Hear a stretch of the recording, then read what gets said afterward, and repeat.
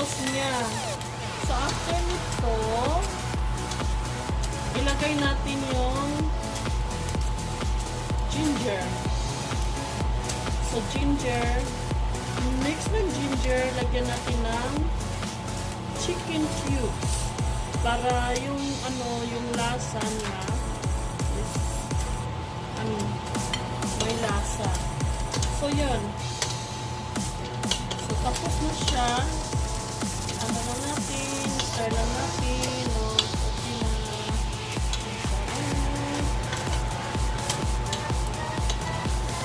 At saka, lagyan lang natin siya ng tubig. So, ito siya. So, kailangan yung tubig is umapaw dun sa chicken.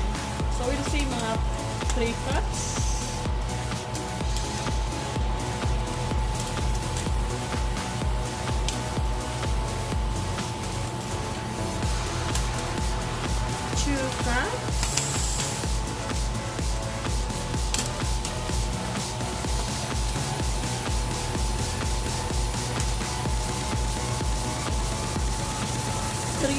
Cups. So, yun. So, lumalagpas na yung tubig doon sa chicken. So, yan. So, takpan lang natin for another 10 minutes.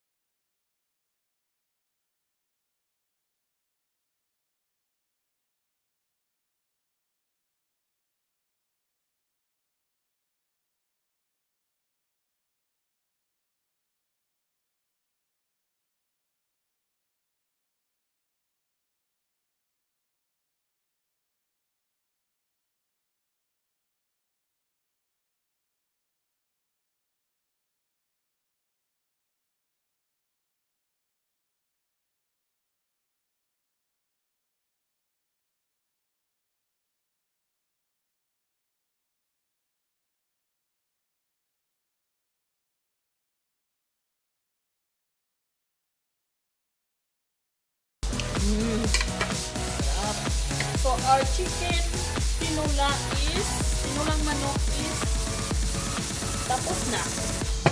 And this is ready to serve. There's a new rice. So we can have that for our lunch. Hi guys, we just finished cooking and we're gonna eat our food now. Now Yay. watch us eat our food.